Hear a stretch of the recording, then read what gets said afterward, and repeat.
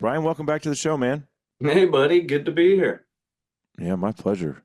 So, I don't know if I saw or not, but do you do any of the shows? Did you go to Western Hunt or anything like that? I went to SHOT Show, and I'm still Okay. recovering a month later from the SHOT Show crud got me this year. So It got a lot of people for sure. it was nasty. It was a bad one this time. Mm. Yeah. Um, well, it seems like your state, Washington, and Colorado are ground zero for the animal rights activist crowd these days. Odd considering that they're both such red states. Right? Yeah, yeah, I mean, yeah. people that want to debate whether, like, oh, you can be.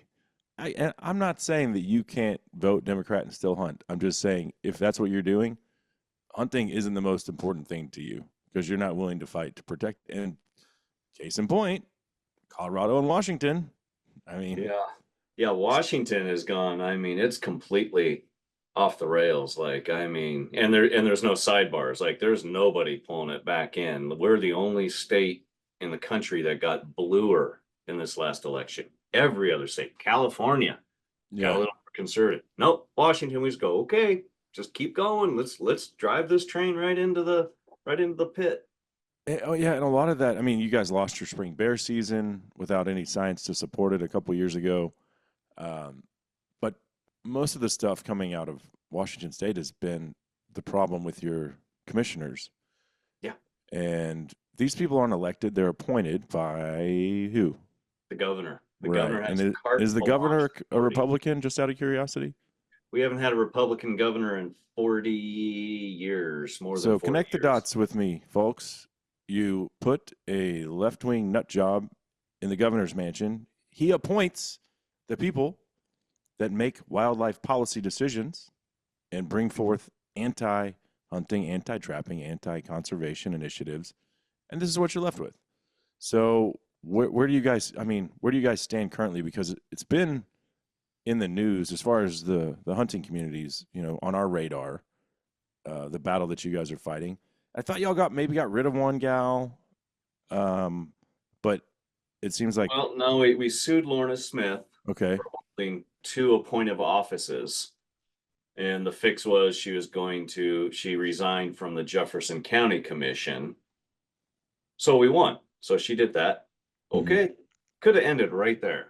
But Governor Inslee, former Governor Inslee, who they elected 3 times to serve for 12 years, didn't had a big ego, and this was his pet project, and his wife's pet project was to change this stuff, and so they appealed it, and we won again, and Huh. they took it to the Supreme Court. So we went to the Washington State Supreme Court. We won. So Huh. we wasted tens of thousands of dollars, taxpayer dollars, for them to fight this and fight a logical decision. But it's all about ego at that point. So we won, and we're like, okay, well, for the last, well, it's coming up on 2 years, but when we filed for 18 months, 18 months ago at this point, we had filed public records requests. And it's supposed to be in a reasonable amount of time. Huh. A year and a 18 half sounds months. pretty reasonable. Yeah, yeah. And they came back and said I had some ungodly number of records they had found, like 444,000 records pertaining to just one of our requests, which was around meeting dates between different commissioners talking about bear, mountain lion, whatever. It's like, wait a minute, why are so many of these guys talking about this? What are they talking about? Let us see this stuff. To date, I think we've received 40 Hmm. out of the 444,000 just off that one request.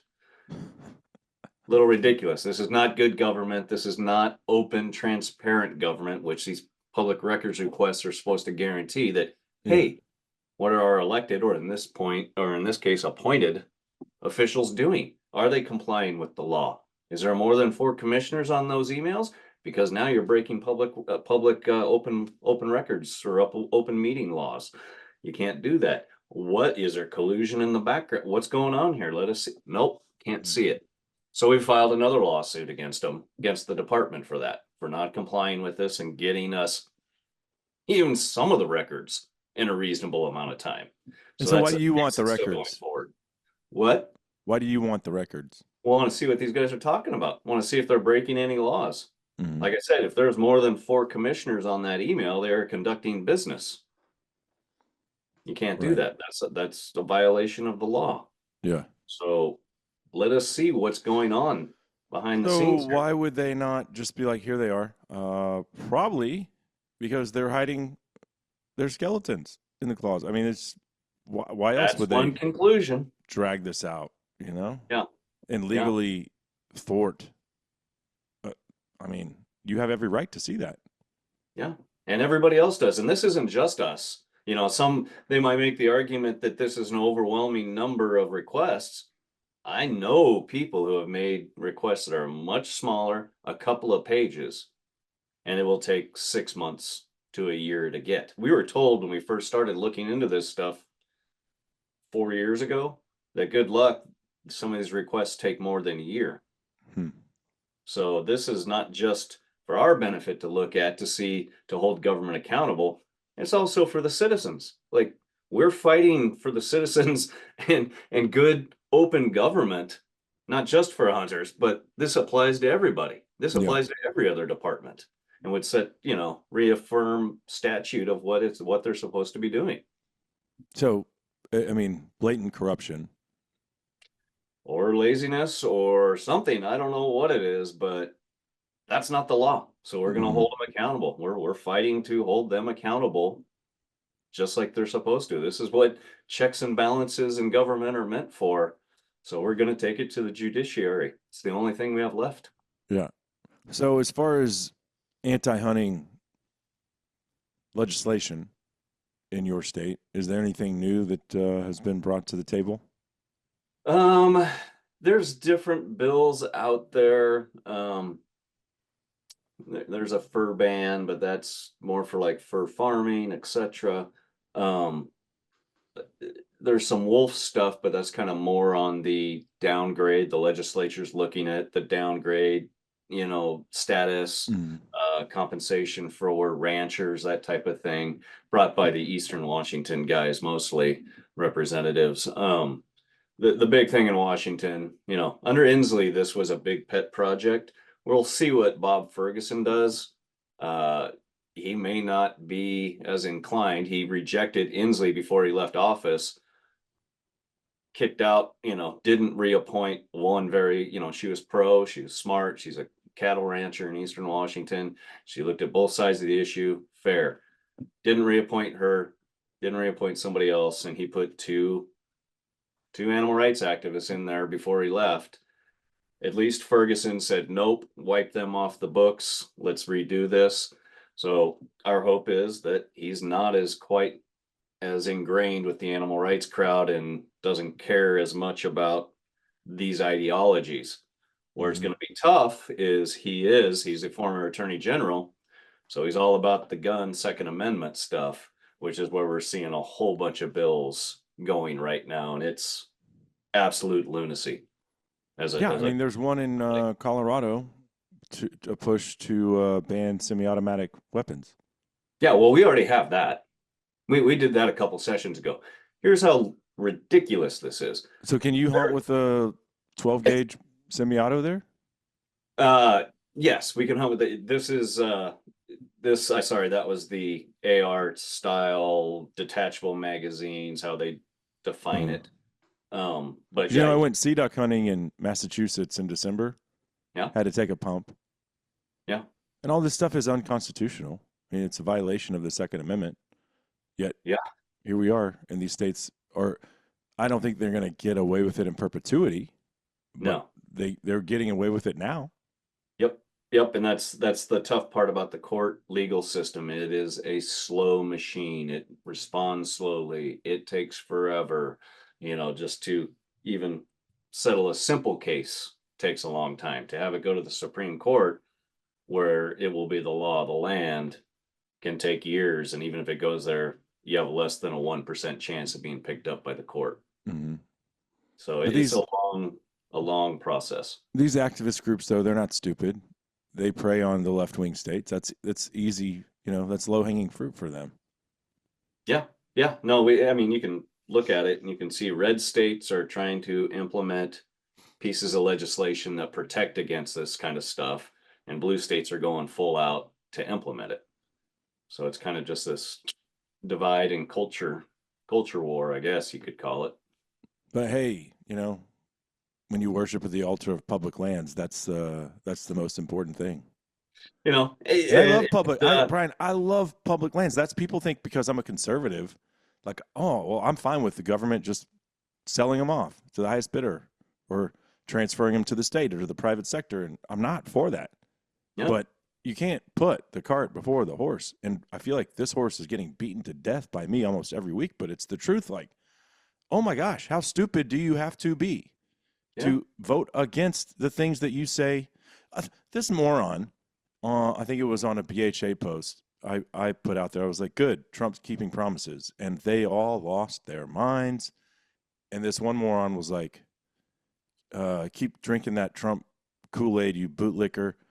And his Instagram handle was for the love of hunting and trapping.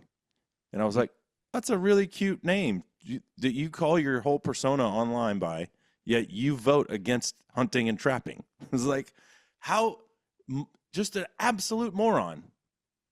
I yeah. mean, I mean, just, public lands, you incredibly love public important. lands. I bet you're going to Yeah, Idaho to hunt bear in the spring yeah, on public land, right? yeah. You hunt public lands all the time, and I mean that has been. I would challenge any group, I mean anybody out there to match what we've done for public lands, what the Sportsmen's Alliance has done, and that's not trying to be arrogant. I'm not trying to say anything, but we are the ones who shepherded and created the 1997 Refuge Improvement Act and defended it in court multiple times that made hunting, fishing, and trapping priority uses on the National Wildlife Refuge System, which every president since has used to open millions and millions of acres of public land on refuges. Every year you see it. Mm-hmm. This President Biden did it. Everybody's done it. Obama did it.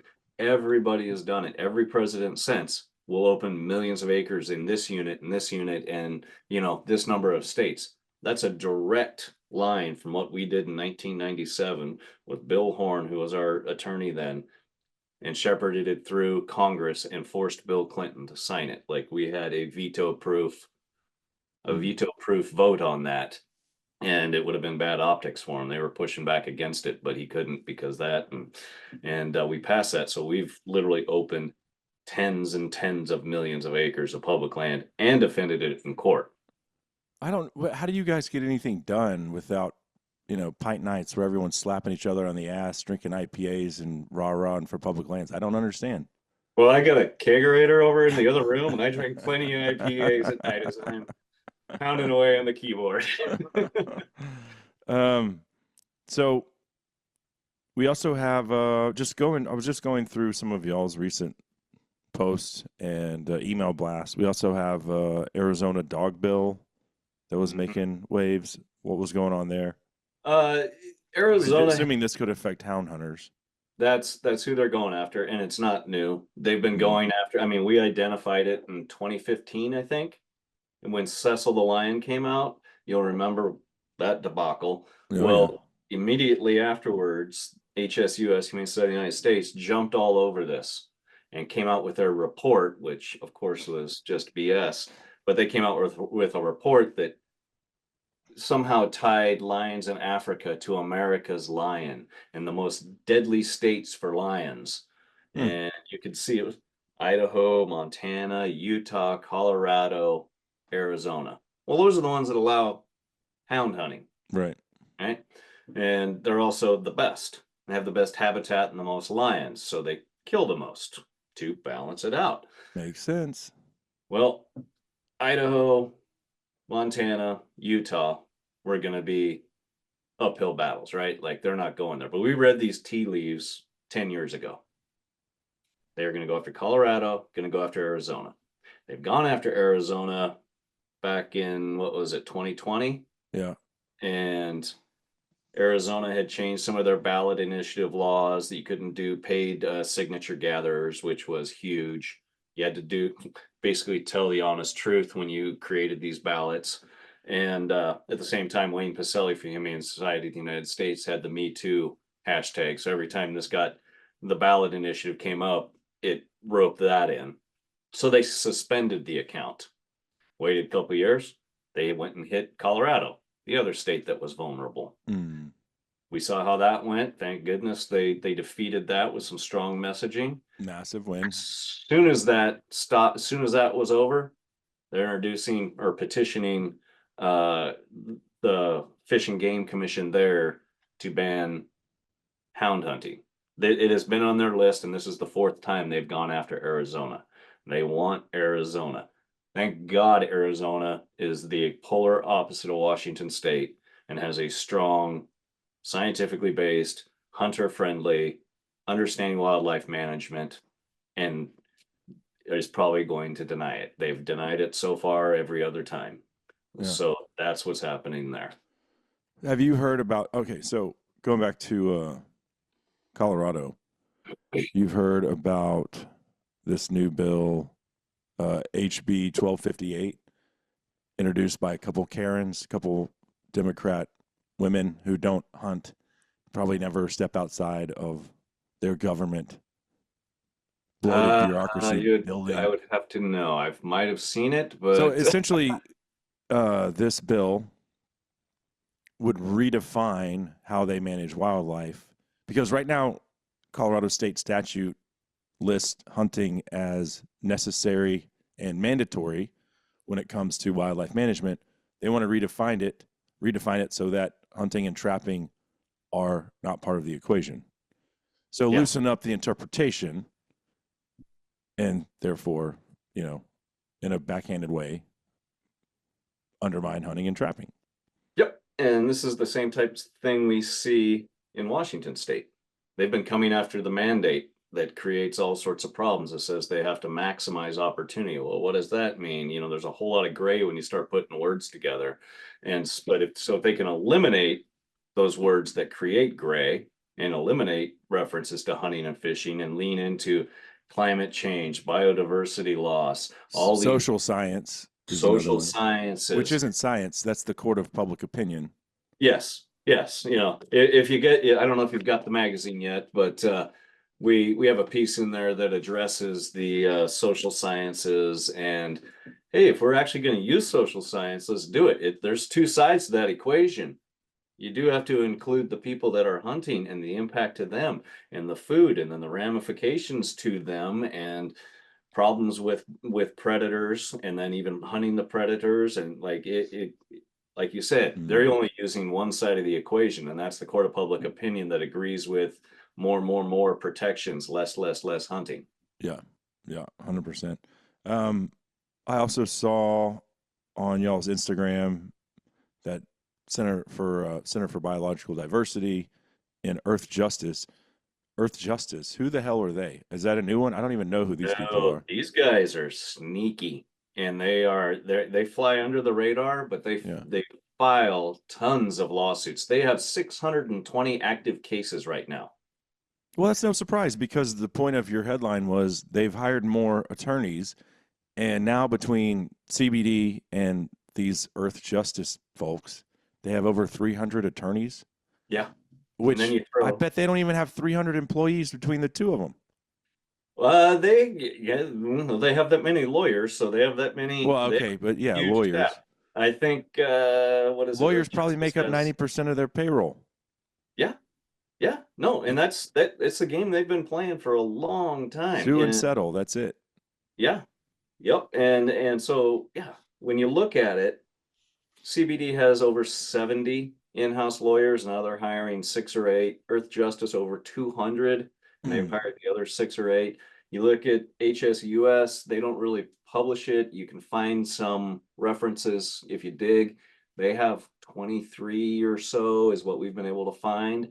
If collectively you put these groups together, they have 350 or more, 400 probably pushing, in-house attorneys. So that means they pay them the salary and that's it. They aren't paying hourly to an outside firm. They're, so it's a very smart way to do business Hmm. and very efficient to attack. And so as I said, 620 active cases is what they have listed on their website. During the first Trump administration, they had a lawsuit a day going. So ramp Hmm. up, this is what's coming, and that's where we've kind of stepped into the breach and are taking a different approach. We're like, well, worked for them. We're going to step in and fight fire with fire. Yeah. We've hired 2 in-house attorneys. 2. 2 versus 450 seems like a Yeah. fair fight. Yeah. And even collectively in the industry, if you start looking at it, there aren't many that litigate. Hmm. SCI, REMF, NRA, us, Yeah. that do a lot of the litigation and get into that kind of stuff, the fighting fire with fire and these long, tough battles. And that's what we're doing. We're stepping into the breach and we're going to fight for Sportsmen. And we're going up against 350, 400 lawyers. And there's a lot that's coming down the pike here in the next 4 years just because they'll sue on everything trying to stop it. Yeah. Yeah. Well, they're obviously their goal is to stop any potential reversal of the progress that they've made Yep. that thwarts sustainable use hunting in the North American model of conservation. Yeah. Because this administration will try to do it. So now they're being proactive and amping things up to make sure Yeah. that Well, we don't get anything back that they already took away. yep, exactly. Just tie it up and long enough, is what they're trying to do is tie it up in court long enough and hope that they win the next election and then that stuff will get tossed and then they'll be able to build upon what they did under the Biden administration. Mm. So we're gonna fight back, give them hell, and try to protect sportsmen's rights and your hunting rights and stave these guys off in advance. You got wolves coming down. There's going to be, the Trump administration is going to have a different stance than the Biden administration did on wolves and grizzly Yeah, bears. one of his Biden's parting shots was to thwart the delisting of the gray wolf. Yeah, yeah. They again, we I had guess to in the sue Great them. Lakes states, right? Yeah, we had to sue to get an answer. We provided the roadmap. Here's 2 different petitions. One for the Great Lakes, which nobody argues is recovered except those with an ideological bent to it. Mm-hmm. Clearly recovered. Like they can't even count them anymore. Yeah, Thousands. Minnesota has more wolves than any state Yeah, like by, 4,000 or by something a like that. mile. Yeah, Yeah. And then you throw Michigan and Minnesota in there, who they're like triple or Wisconsin. Yeah. double Wisconsin, sorry, the delisting threshold. So we had the answer there. We had the answer for the Rocky Mountains and for the West Coast and for anything that emerges. Colorado, like they're not covered in the Rocky Mountain DPS. This allows you to delist as you go and still protect them where you want to. It's Mm-hmm. logical. So we're going to see, we'll that we had to sue them to get an answer.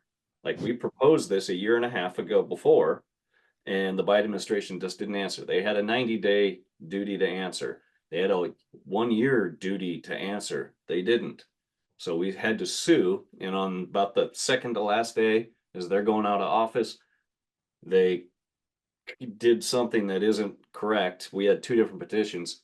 They put these 2 petitions together and said they were one petition in order to say the West Coast Wolves were not listed, were not recovered. They denied the proposed way of management in the West. Mm. And so it was just kind of a monkey way to get around it. Gave us our answer, denied it. The next day, they denied Idaho and Wyoming's petition to delist grizzly bears Mm-hmm. and walked out the door. Just gave the sporting community a goodbye and walked Here's my out the middle door. finger. Yeah. Yep. Yeah. Going back to CBD and some of these lawsuits, Center for Biological Diversity, they just sued, I forget which entity oversees our Texas state trappers, but there's like 150 to 160 full-time trappers in the Lone Star State. And they deal with a lot of these human wildlife conflicts, helping out ranchers that are, having depredation issues, whether that's with coyotes or mountain lions. So CBD came in and said, we are suing you guys because you're killing mountain lions, but in the process, you're accidentally trapping black bears that are also dying. We don't have very many black bears in Texas. Like the whole thing's a facade. If one, and I had on this guy, Mitch, no, Mitch, I'm sorry, Mike Bodenchuk recently, and he was the head. He was the one that did all of the hiring and oversaw the entire thing for Texas. He's since retired, but he was like, to my knowledge, we have never caught one black bear from a state of Texas government trapper. Hasn't caught one, to my knowledge. And so that's a common argument. We've seen it in Maine. They tried to stop trapping of bobcats and other cats based upon the Canada lynx being an endangered species, even though it's at the southern end of the range, and some argue it should be removed up in Maine. But that was a case that we took to the Maine Supreme Court, and we won. Like, no. Yeah. And we protected trappers there, and there's incidental take permits. You can release them without killing them, et cetera, et cetera. It's just a common tactic they use, and they're hoping to score, and it keeps ginning up emotional talk and stuff. But that is also a perfect example of when they win and they get what they want with trapping or hunting or any other issue, they always put in this public safety. You saw it in Colorado. Except for public safety, hunting of mountain lions with hounds or whatever won't be allowed. As soon as they're going to win, they're going to start taking that away and arguing about that. We see it here in Washington. We lost it 30 years ago. Our state kills them with hounds now. Now the argument is they're killing too many. So now we have units, thanks to our Game and Fish Commission, we have units that take into account cats that are killed by all mortality goes against the hunting quota. So if it's hit by a car, if it's eating people's kids and pets and the state kills it, that counts as the quotas. We've had units that didn't open or were only open for a week before they were But closed. you guys don't even have hound hunting. So you have to spot and stalk them on foot or just by chance run into one? Yes. Yeah. I once interviewed the likelihood of females being taken and for sure. That's what people don't want to admit is like, well, hunting them with hounds lets you sex the cat in the tree. Again, we addressed this in that article in the magazine, in this issue, written by a wildlife biologist who traps cats and deals with this issue. And he compares side by side Idaho and Washington, the issues with cats, what's taken, and what it means to the hunter. Yeah. I once interviewed this guy from Washington State, this is probably 10 years ago, who was elk hunting with his buddy, and they were sitting there cow calling, called in a mountain lion, and somehow he got a shot off with his bow. They went to recover it, and there was 2 dead mountain lions because the arrow had gone through the first one, and there was another one right behind it. He smoked them both. Didn't even know. Oh, wow. So he called the game warden, and he did have a cougar tag. They called the game warden, explained what happened.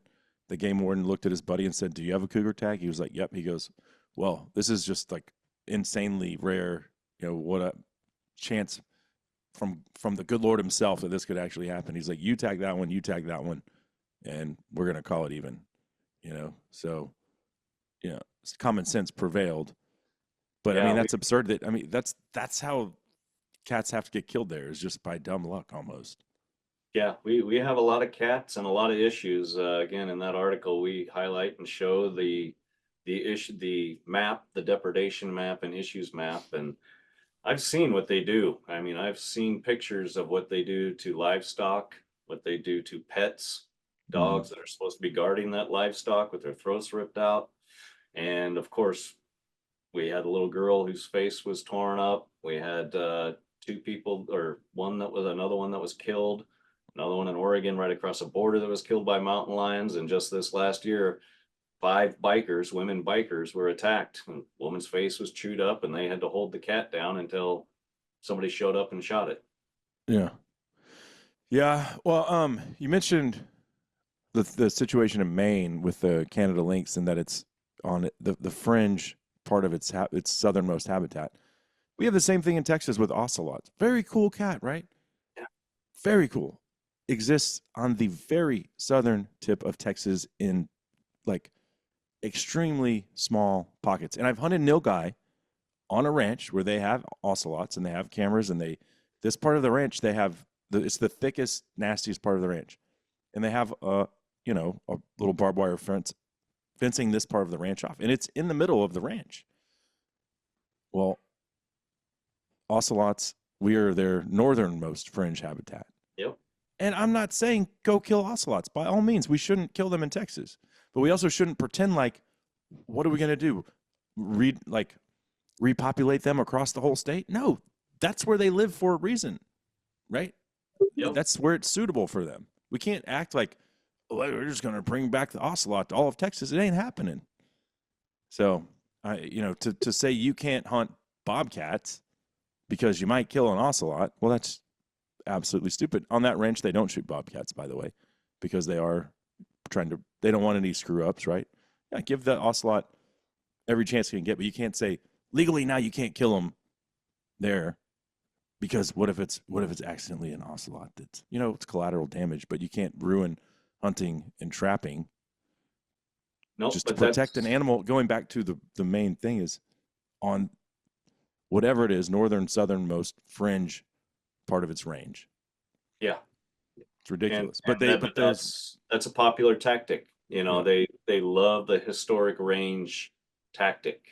And that's the argument we see with wolves and grizzlies. They're not recovered till they're completely recovered throughout their historic range, which is just ridiculous in modern age. Yeah, well, the last jaguar ever sighted in Texas was in the 1940s, I believe, and it was shot somewhere in the hill country. And I hear people try to tell me, well, Texas is part of their historic range. I don't care. They're not coming back to Texas. If mountain lions can survive here, then a jaguar could. There's a reason why a jaguar isn't. It's because it's not the ideal habitat for them. Yeah. So, yeah, that gets me fired up when they're like, we gotta bring. You know what? Grizzly bears once existed in Texas. Yeah. Big deal. So, one other thing I saw was Maryland sin taxes. I mean, we've heard about California doing this kind of crap forever. Is that something that's on the table, or that was actually passed? I'd have to go back and look. There's so many of those coming along, and again, this comes down to blue and red states. The blue states are trying to pass this stuff, and 11% sin tax modeled after Pittman-Roberts, 12% sin tax, and they're trying to ramrod the same thing through twice. It's like being taxed twice on the same thing. Yeah. Mm-hmm. Yeah. In Sportsmen, we passed Pittman-Roberts. We elected to do that. So, but they're trying to leverage on top of that, and then all hell's going to break loose. Yeah. What has the Trump administration done positively in the first, 6 or 7 weeks of their administration, as far as? Well, they've been pretty busy. Looks like cleaning saving house us money with Doge. So they haven't got around to things yet a lot. So we'll see what's coming. We know they will. There's going to be grizzlies. There's going to be wolves. It's going to be different things like that where they can take federal movement, public lands. We have a lawsuit fighting for recreational shooting in Sonoran Desert National Monument. That was 99% of was closed. It used to be 90+% open. Oh, this is in addition to Bears Ears? Yes. This actually came before Bears Ears. So we actually sued on this. Us and SCI sued, fighting to open this back up because the government, again, settled after a lawsuit and didn't just do what the activists wanted, the environmentalists who sued wanted. They wanted to close like 70 or 75% of it. The administration said, okay, we'll close 99% of it. Thank you, Deb Haaland, for that. So we sued to reverse that. So we're fighting alongside SCI and stuff to fight that and keep that open for shooters. Go back to Colorado, and I know we're jumping around state to state here, but this came to mind too. You mentioned wolves and grizzlies. Going back to the wolves, they just did their second round of reintroduction, and the relationship between ranchers and rural community leaders in Colorado and Governor Polis you could say that it's strained at best, right? I mean, it's been a complete failure. One of the wolves, they had to relocate the initial wolves that were reintroduced or introduced. Um, they had to actually go in and capture a couple of them to try to relocate them because they were killing too much livestock. They were relocated, these wolves, as known livestock killers. It's like, what did you think was going to happen? And then I laughed because one of the wolves actually died in captivity when they were trying to figure out what to do with it after they had to relocate the relocated wolf. Yeah. Yeah. No, Not the wolves' fault. I don't blame the wolves, by the way. Wolves are going to do what wolves do. yeah. But you knew that they were prone to killing livestock. You thought maybe if we just put them in Colorado, they won't do that anymore. Bad wolf, bad wolf. Don't do that. Don't go Freaking after idiots. cows and sheep. Yeah, but so there's also an issue with the reimbursement situation there, Yeah. which Yep. No, is that's, and from what I've seen in the wolf biologists I've talked to and stuff, they said 80% of wolves won't depredate, won't cause a problem, but 20% will. hmm, Well, as your population grows and grows and grows, that 20% gets larger and larger and larger, and you're going to have more and more problems and cost more and more money to control them as well as reimburse them. So right. this is a deficit budget where you're going to run no matter how you look at it. Yeah, on the taxpayer's dollar. Yep. We're going to reintroduce on the taxpayer's dollar, and then we're going to reimburse on the taxpayer dollar. I just saw this too. This was a article in Field and Stream. Montana bill aims to reduce wolf populations by more than half. The bill passed the Montana House earlier this month on a party line vote, but a more extreme wolf hunting bill died after its second rendition. And then I saw this. As hunters, we decry ballot box biology all the time, and that's exactly what this is. No, it isn't. These were politicians, and the guy that had this quote in the article, his name is Corey Ellis. Did a quick Google search on him. It says Missoula hunter Corey Ellis. He works for BHA. Literally on the payroll of BHA. And they wanted to, my understanding was they wanted to bring it down. I think they're allowed, the recovery goal currently was 450 wolves. This dude's fighting to make it 550. So, yay, hunters for less elk and deer. Woohoo! Yeah. Well, I mean, ideally, you don't want the legislature doing this stuff, but because the other side has sued and sued and sued and completely shrunk their trapping season, which is the most effective way to take wolves down Right. to 6 weeks. Oh, that's They've all Montana has?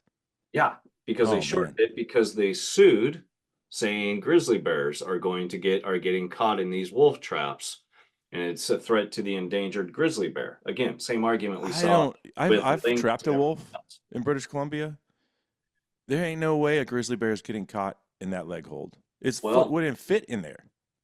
that was the argument that was made, and the judge ruled with them. So now it's shrunk down to while they're in the den.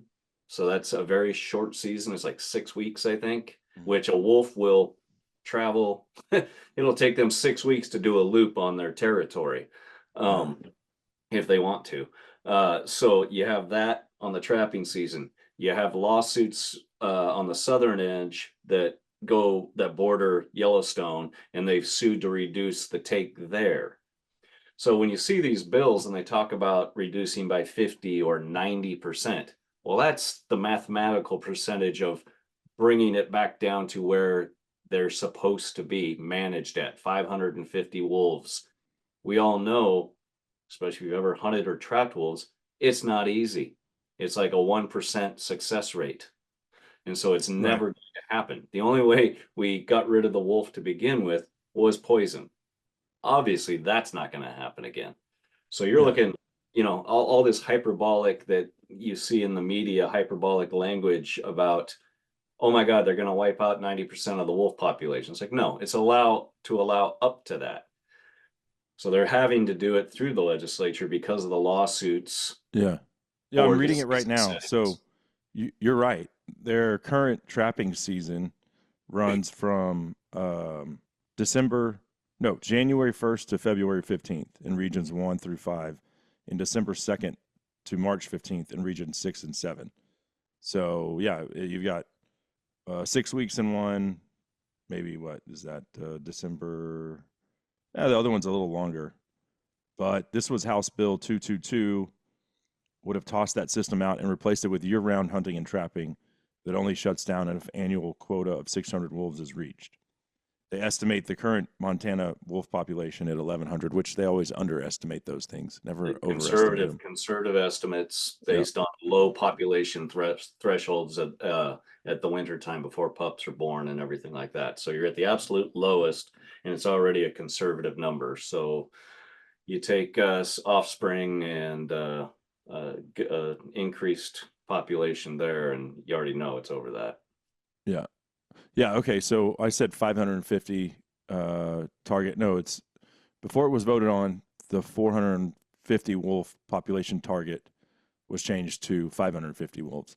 So these hunters are arguing that the threshold needs to be 100 more wolves than what Montana Fish, Wildlife, and the FWP, Fish, Wildlife, and Parks was advocating for.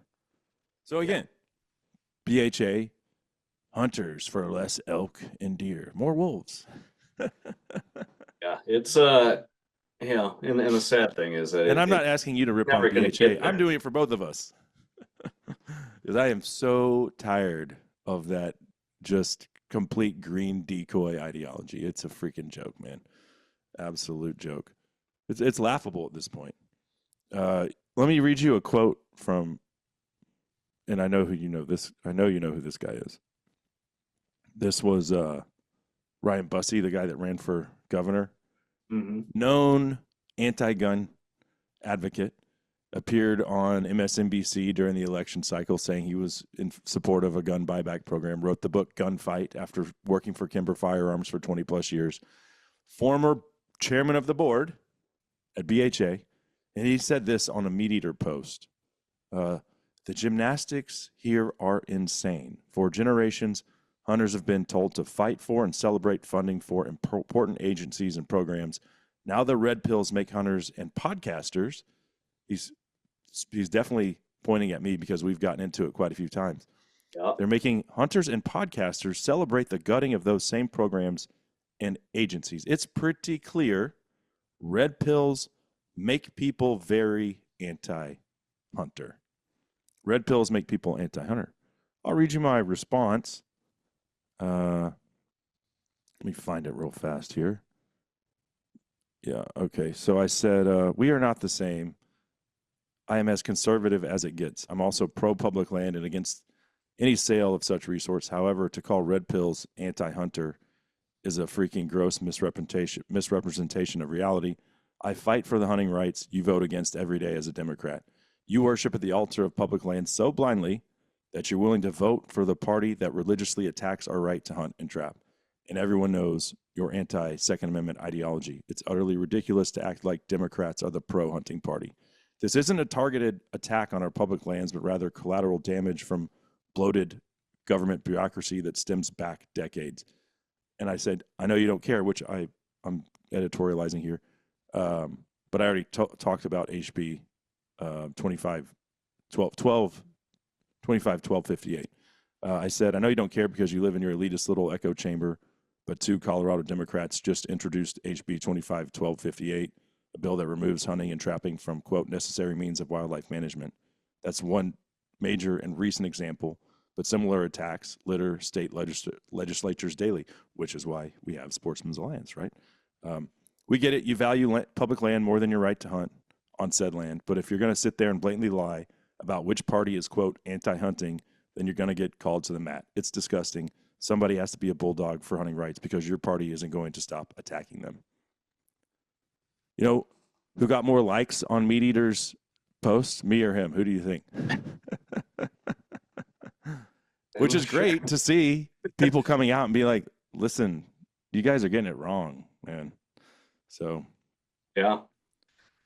But that guy fancies himself as like some leader of pro hunting ideology from the left. Like, give me a break. Calling people that are, and that's the thing. They're like, oh, you guys are all red pilled.